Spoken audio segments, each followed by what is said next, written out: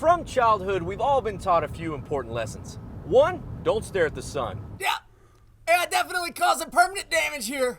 Two, wild animals are much nicer when you don't feed them. Here, kitty, you wanna bite a granola bar? Kitty. And three, oil and water don't mix. But that last one isn't always true, especially when you travel to Baytown!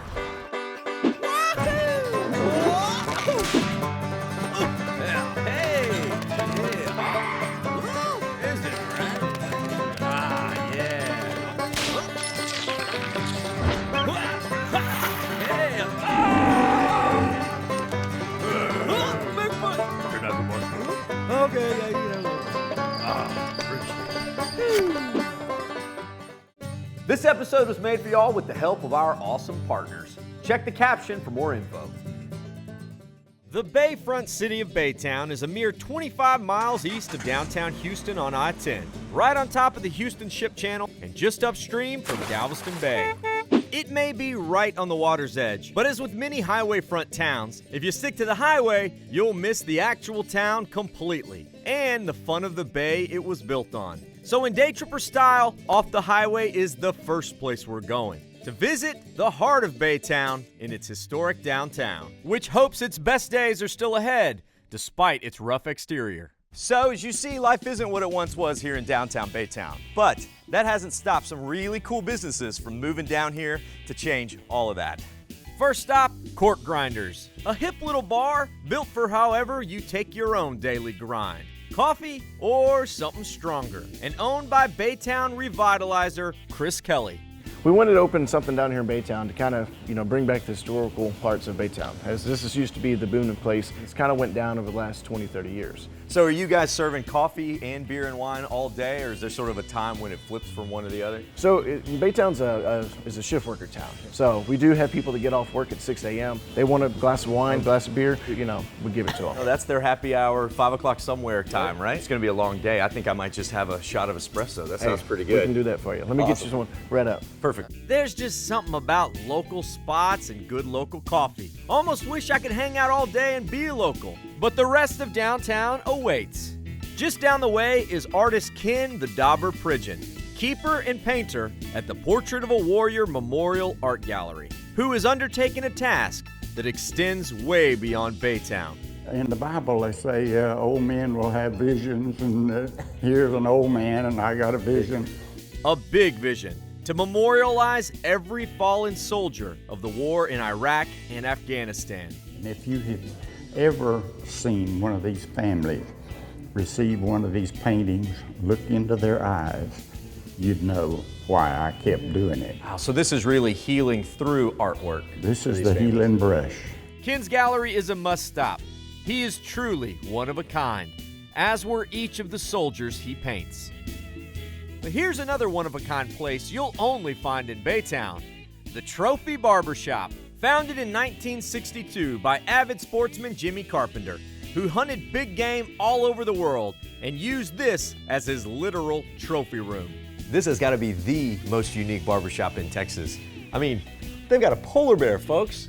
It's an old-school barbershop with real old-school barbers, artistic fades, and straight razor shaves. You know, in a lot of places you pick your haircut out of a magazine, but I guess here you can just look at the wall. I mean, look, you can keep it nice and clean with a good scruffy beard like Mr. Walrus right there. That's a really sharp look. Or if you got the body hair to support it, you could rock the baboon, but I mean, you gotta be really hairy. You could go with the, Princess Leia cinnamon bun look, like the mufflin sheep right there. You could go for the bison, good and fuzzy all over. All these animals kind of have their own thing, I think that's what I need. All right, Chris, you're the barber here, but what I need is sort of a signature look, something unique, one of a kind. I can trust my head in the hands of a trophy room artist. Feels good. I don't know what you did. It is, oh, wow, Chris, that's exactly what I wanted. Oh man, it's amazing, it's beautiful. I'm gonna have to cut some holes in my cowboy hat, but I think it'll work. So as you see, Baytown's much more than a highway and a refinery. The folks down here are interesting, friendly, and oh yeah, they know how to eat. So it's time for lunch at a local soul food meets Cajun meets delicious spot. safer the flavor. And if things like fried fish covered in crawfish tails, sweet potatoes, and cornbread dressing make you as excited as they do me, then these are flavors you want to savor. I love Savor the Flavor. It is a wonderful place to come eat. A lot of locals come here on a weekly basis with just this amazing food that they serve. I'm having oxtails, greens, and cornbread dressing. Woohoo, so you went the soul food route. I did. So we come often after church and the shrimp and the vegetables, Yeah. and it's awesome. That sounds good. Fresh or fried, this food cuts straight to the soul, just as owner Miss Shirley intends it to. We have soul food, Cajun food, seafood, pretty much any kind of food you want to eat. You can find it here in Savor the Flavor. Nice, Yes. nice. Well, those are all the kind of food that I want in my belly. So, how would you describe like soul food? What's that mean to you? Soul food to me is like down-home, greasy cooking food. Oh, there you go. Oxtails, chitlins, collard greens. Sweet potato pie? The best sweet potato pies in Baytown. So, where'd you learn to cook like this? Watching my mom cook. Are these recipes written down, or is it just a little bit of this and She that? taught me a little bit of this and that. Well, that's definitely where the best cooking like this comes from. But you can only savor it when you eat it. Look at this, I got some soul food. That's oxtail. And then on the side, I got some greens, red beans and rice, cornbread muffin over here on the side.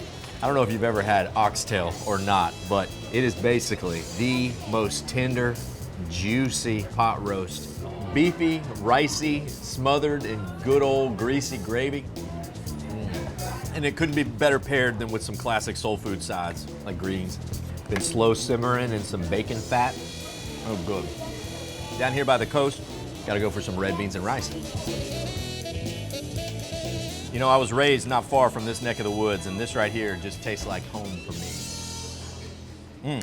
So if you've driven through Baytown, you've likely noticed that big oil is big business in these parts. However, what exists alongside the industry is the amazing wildlife of the bay, proving that with the right practices and conservation efforts, oil and water can mix. To learn about all the furry, feathered, and finned animals that call this place home, we're headed to the Eddie V. Gray Wetland Center. Here's Education Coordinator Gina Faith.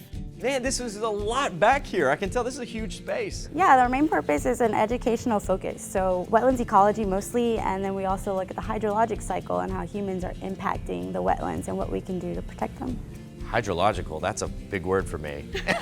Basically, it's the water cycle. Very good. All right, thanks. And since water touches everything, that's what you find here.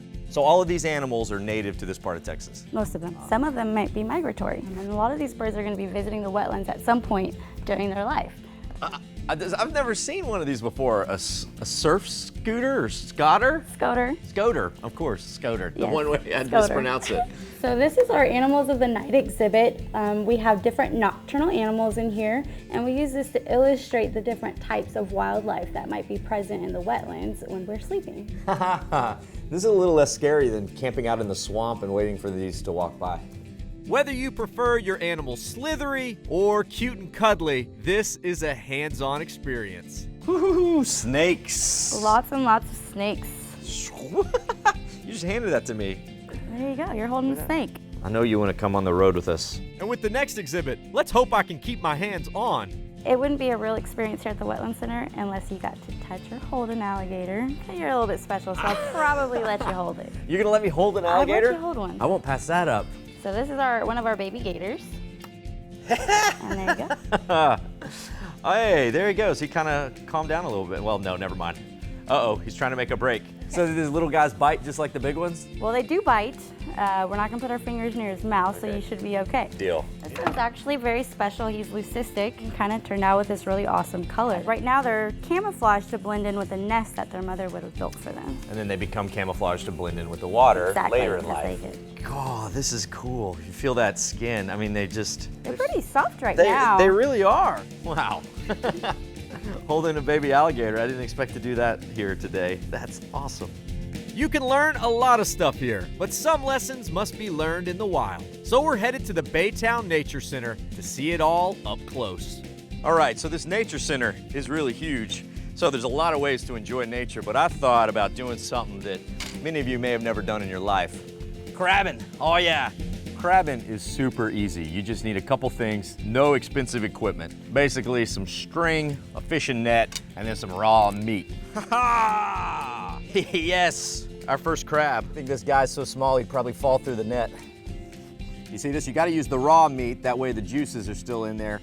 Call those crabs in like a dinner bell. You know, when you're from a small town that's anywhere near the coast, this is what you do for fun. I think I might have something here. Pull it in slow, they won't let go. Here we go, I got one. Nice, nice. Again, it's just that easy.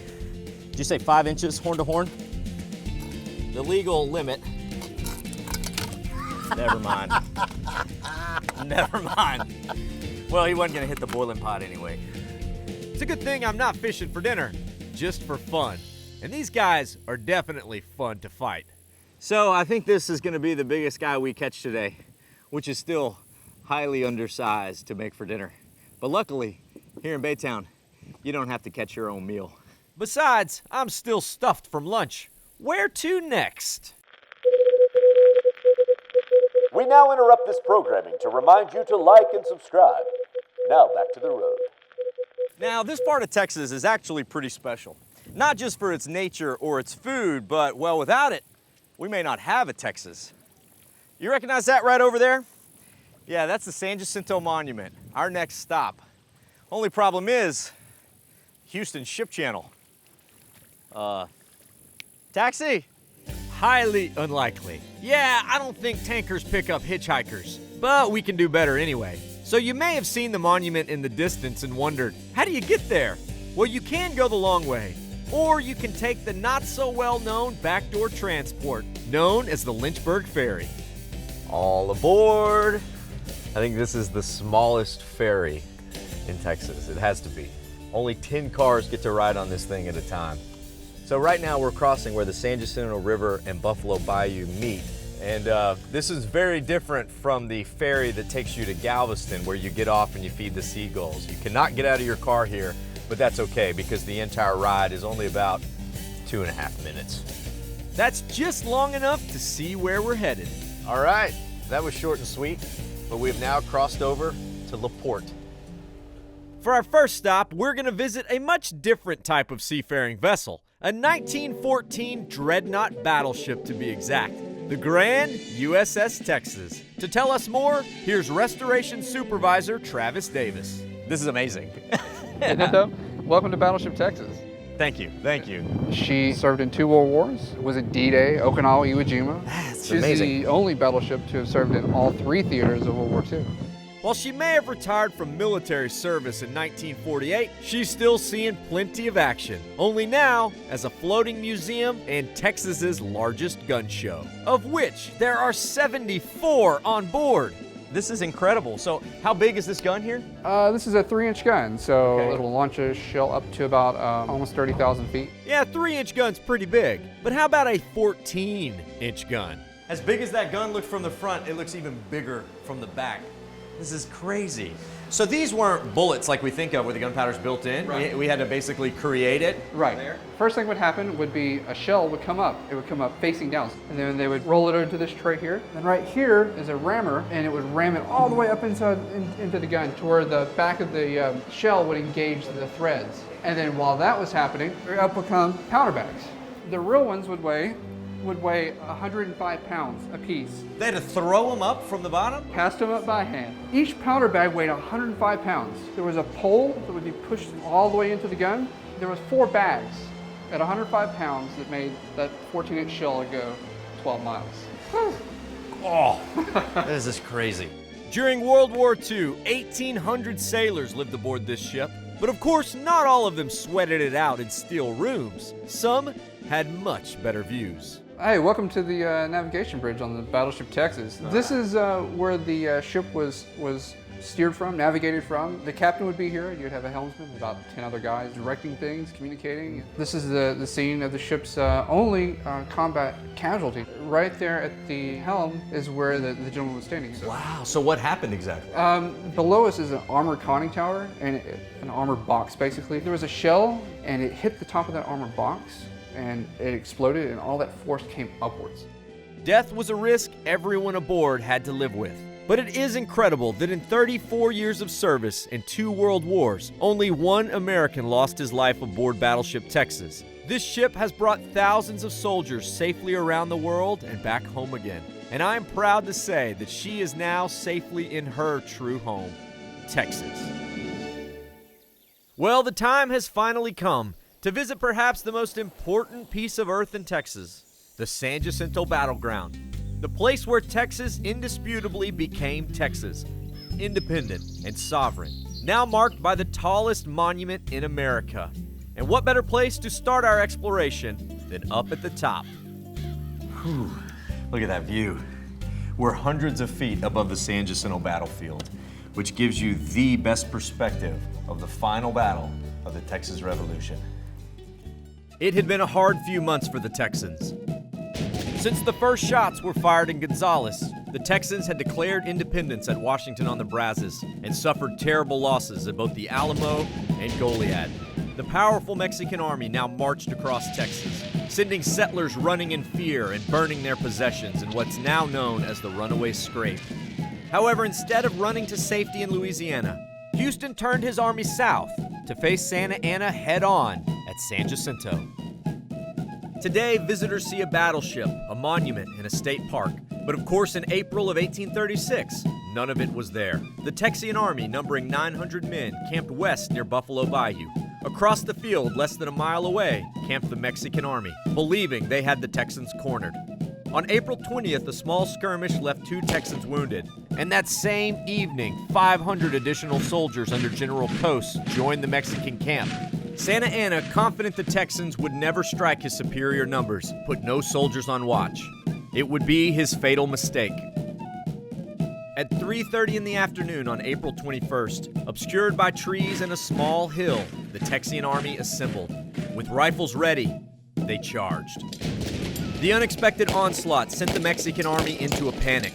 The next few minutes were a storm of rifle fire and hand-to-hand combat as Texans overwhelmed the Mexican side, shouting, "Remember the Alamo," and "Remember Goliad."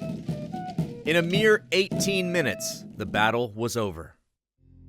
630 Mexicans lay dead, and only 9 Texans, one of the most decisive victories in military history. One battle ended a revolution that had been boiling for years. A people struggling for their independence finally had it. The grounds are covered with markers and stones fixed at locations critical to the battle. You'll find the location of the Texan camps, where Houston and his men awaited Santa Anna's arrival and planned their final attack. Now, Santa Anna himself was captured in the marsh, masquerading as an ordinary soldier. He was brought back to the Texan camp for one of the most famous scenes in Texas history. So this stone engraving marks the spot where President Santa Anna surrendered to General Sam Houston, putting the final stamp on Texas's independence. Makes you feel very proud standing here. Now, you can get excited about the battlefield around the monument, but don't get so excited that you miss what's inside the monument itself. It's one of the best museums in Texas, and this is its president, Larry Spozik. We have at least 16,000 artifacts, and at any one time, we might have 0.3% of those artifacts out. So, of course, we do a lot of rotating. We want new things out for people to see when they come back. We have a ring that Sam Houston's mother gave him when he was a small child. She had one word inscribed on the inside of that ring, and that word was honor. She also gave him a musket and reminded him that while the door to her cottage was always open to brave men, it was eternally shut to cowards. Wow. And you know, that right there alone tells me why a man like him was willing to lead the charge into the Mexican camp here. Yes. From Aztecs to World War II, this museum has so much to see that you could literally come back 100 times. The tales of heroes forever engraved in Texas history, famous battles known throughout the world, and a nation born of struggle, but now blessed beyond measure. This is more than just the Battle of San Jacinto. This is the story of Texas. But it's not just history. It's a very fitting way to honor this hallowed Texas ground. But next on our agenda isn't here at the monument, but down the road at the Monument Inn. This waterfront seafood mecca has been serving up fresh fish, crabs, oysters, and basically anything underwater for over 40 years. And the customers have been loving it ever since. All right, so what'd you have tonight? Black and red fish pontchartrain. Woo, that sounds good. Is it as good as it sounds? Always. All right, so what do you think of the Monument Inn? I love it. We come here as often as we can. The food's great. All right, so I understand you're celebrating your 16th birthday tonight? Yes. And you brought your family to Monument Inn? Yes, I did. Why? Because I love this place. There's just something about being on the water, watching the ships go by in the shadow of the monument that keeps them coming back. Oh, and it might also be the all-you-can-eat seafood. How many dozen of these guys have you put down so far? Only 5. 5 dozen? And there's another dozen fried ones there. You missed a couple pounds of shrimp. It's a legacy started by the old San Jacinto Inn, now carried on by this place. To tell us more, here's Brandon Holman, the GM. Oysters on a half shell, cold boiled shrimp, fried catfish, stuffed crab. That's just something you can't get most places for the price of what you're getting it. And if the magic's not in the ambiance or the seafood, then it's definitely in the cinnamon rolls. What's the deal with that? It started way back when, and it's just one of the things we just can't get rid of. Honestly, if that's something we cut out, there'd be a picket line outside the door, outside the restaurant. The rolls are terrific. Oh, these things are dangerous. They come out before the meal. There's just no way I can resist eating any less than like a half dozen of these things. Well, they keep them coming. Yeah. Gotta have something sweet after you eat. Yeah, but they bring them out before. They're confusing me here. That's how you can put them to the side and then get more later to take home. Oh man, I better get to eating before these fellas eat this place out of oysters and rolls. Time for a monumental dinner. All right, round number 1 at the Monument Inn, because every meal here starts with the cinnamon rolls. Woo-hoo, and they're still warm right out of the oven. If they let you just order like a water, I'd sit here all day and just eat these cinnamon rolls. But I don't think they'll let you do that. But I also got some of their crab stuffed fried jalapenos. That right there, it's the perfect kind of spicy. Round number 2, I got some blackened redfish. Look at that sort of crusty seasoning on the outside. And then it's covered with their house homemade monumental sauce.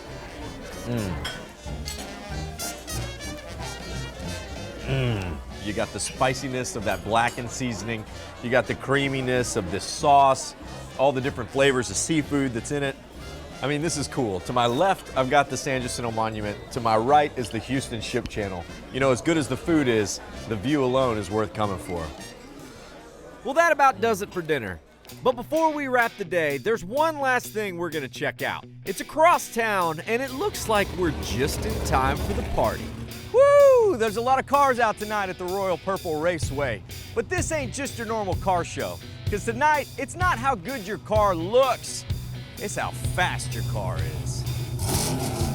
That's because it's drag night in Baytown, happening just about every Friday when speedsters come out to push their cars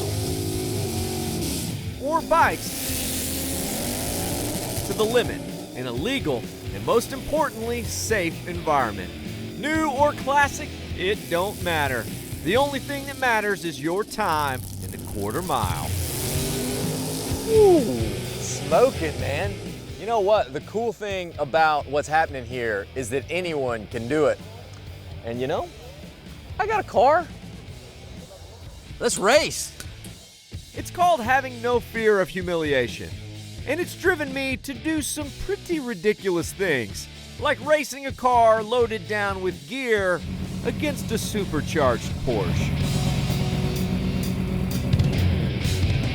Ah, what a day.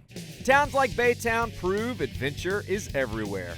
From wild cuts to wild life, and storied ships to storied rolls. The people and places of this area should cause the heart of every Texan to race with pride. And in certain circumstances, race with speed. When we started this day, I had no idea I'd be ending it on a drag strip. But that just tells you never know what to expect in Baytown. So I'll see all y'all out on the road. Vaya con Dios, amigos.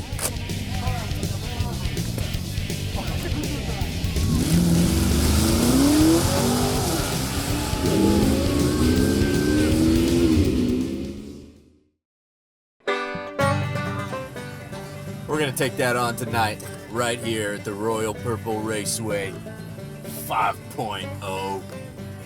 5.0. Texas was independent once and for all, until they weren't in 1845, and they joined the Union.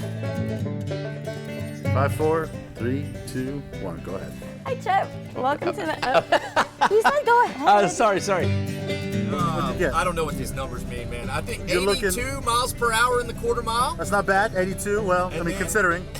And then a 17.86. Is that good? No. That's bad. Felt good. Okay. Felt good. Okay. What's a fast time on a quarter mile? Like a 10 or 9 second car is pretty great for 10? street. So I like basically doubled that. Almost. Double is good, right?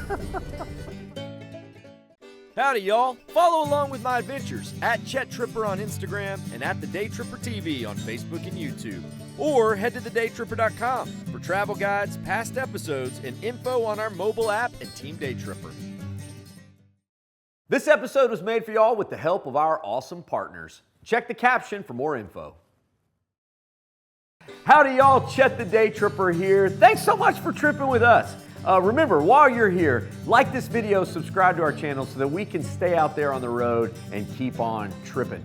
Did we miss anything in this town? Leave us a comment, let us know. We love finding out about new stops with all of your tips. And if you love Epic Texas Day Trips, remember to check our channel. We got a lot of them on there. Also, don't forget, if you want some sweet Day Tripper merch or another cool Texas-made product, come see us in Georgetown at the Day Tripper World Headquarters. You can also shop online if you check the link down there in the caption. All right, y'all. Bye con Dios, amigos.